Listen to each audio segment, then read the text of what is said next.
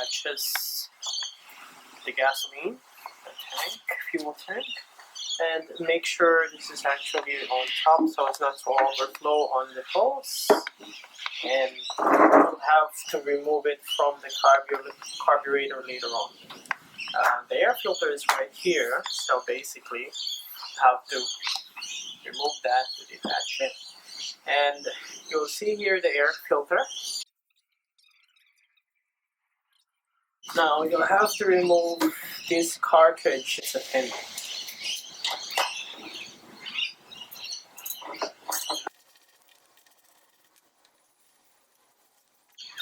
And then there was one screw here.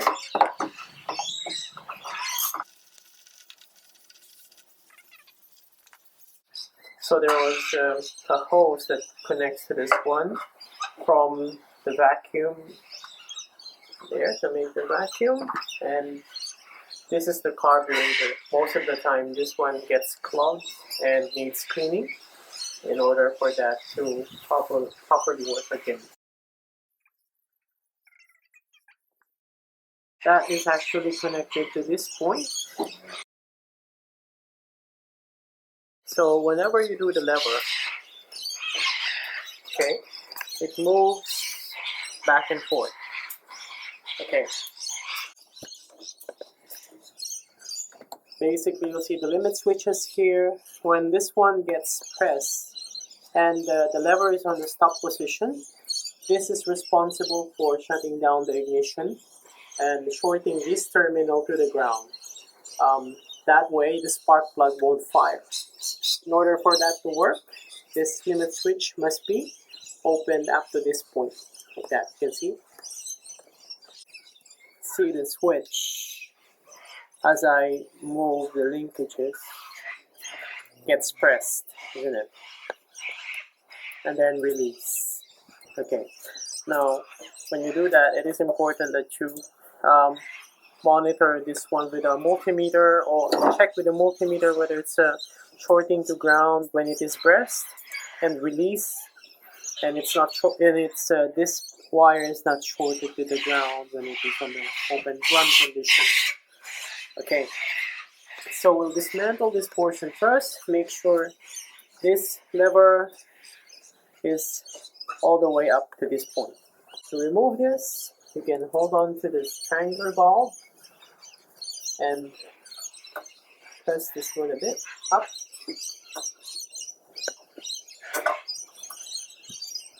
There we go. Take this little pliers to unhook the linkages, and probably you could actually remove the fuel hose. Basically, it comes up with a hose clamp, or in this case, I already put a wire to lock it in. You could actually remove that.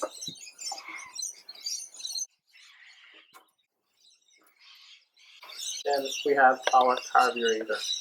So we can maintain this portion, the seal here, and try not to change any settings on the rocker arms and valves here first. Just focus on the carburetor. So the reason why we removed the tank is because we wanted this to go on a vertical position such that all the fuel in the hose won't spill.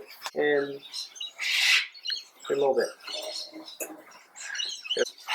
Make sure this is in the upright position and put it aside, and we focus on our carburetor. So this is the carburetor, and as you can see, fuel comes in from this entry point. This is the strangler, idling screw, and choke valve. Okay, unscrewing.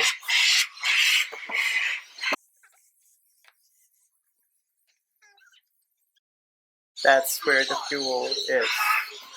So we need to check whether this portion is actually clean, or it makes sense to clean this portion up and take away all those dirt and grimes, dust that had accumulated over time. And here you need to check the flow, and there is a valve that controls the intake of fluid from the gas as it comes out here. If the float actually is full, or basically you have a big amount of fluid, fuel coming in, this one would pump up and hence close the valve and avoid the intake of fluid from this point. Okay, so first thing to clean up is the intake. You can make use of any air compressor, put an air in there and clean that up. Or probably if you don't have that, you can make use of a bike pump.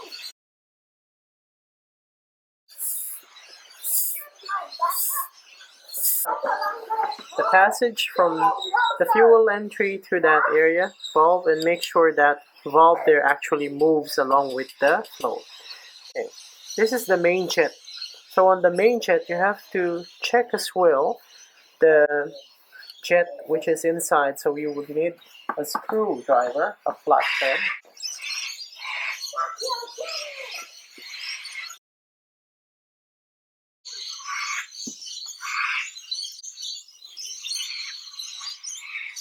You see the jet coming out.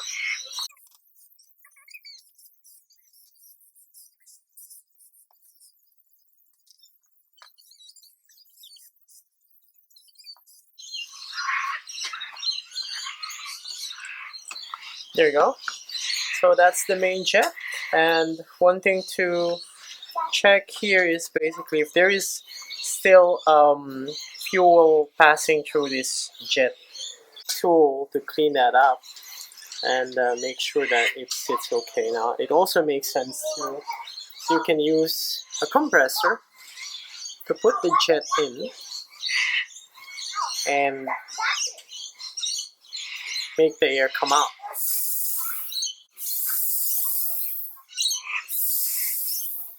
That would actually make the holes open up and clean up. Clean this portion here with compressed air.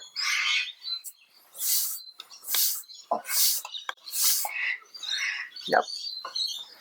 And that's okay. You can put this back. Now don't apply too much force when you're screwing in the jet, because it might break the copper.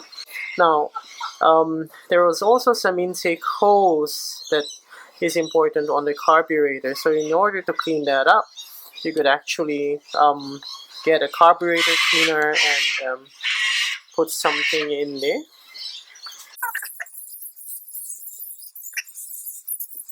And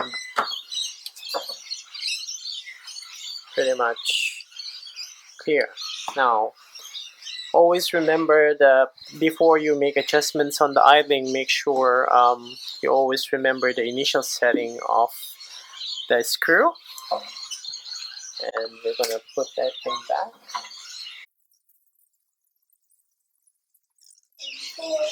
Okay, so we're going to return the carburetor back into the engine. Take note of these linkages. Tends to plug this thing in first. And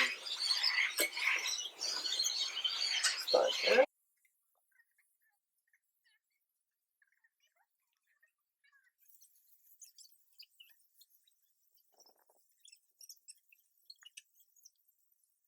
Now take note of the hole and the hole on the gasket. Put it back. You have to put the fuel line back in. So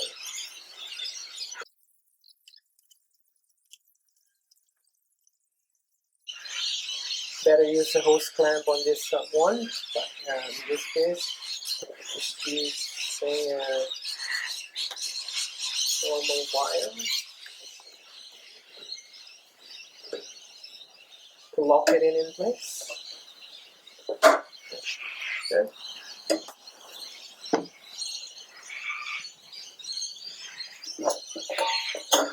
Now we can return this thing back.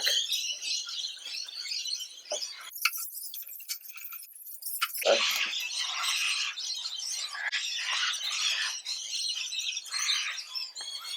Then we're going to return this thing. Make sure it's always original Victa filter part, and it says here you have to make use every 25 to replace the air filter every 25 hours. Okay.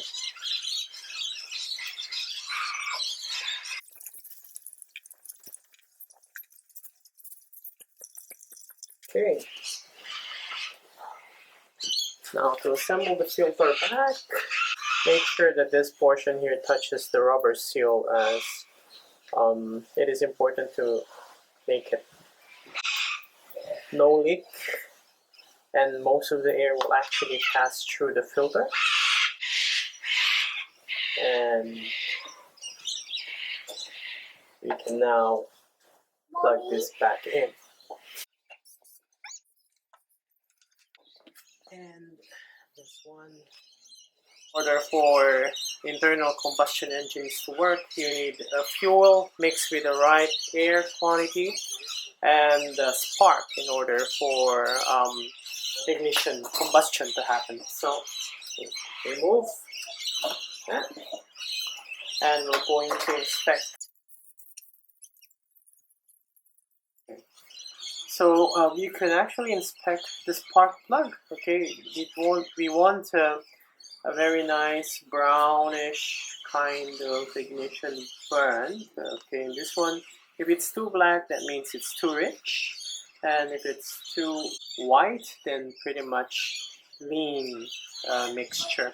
So always take note of the correct part number used. Just give it a nice clean with a cloth, or better yet, use a new spark plug. Now, in order to check whether the ignition is okay, put the spark plug in and make use of the body to have in contact to the chassis of the device. Now, make sure that you don't touch it while we do some ignition. So what you wanted to see is a spark happening on this gap when we are on the run position. So I would give it a start and check and see if there was a spark coming out from this portion. Yep. So there's a spark, that means it's good. Of course, when you put the lever onto the stop position, so this one here, as I push that all the way up to start, you won't be able to see any spark on the spark plug in this condition. That means the switch is actually working, the limit switch. So in this case, we don't expect any spark coming out. Whatever you do, the yanking. Okay, switch onto the run position again.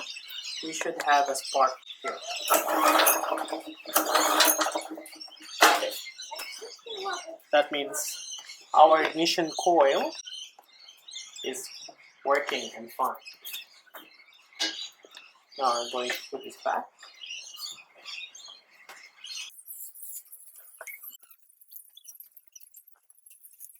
That's it.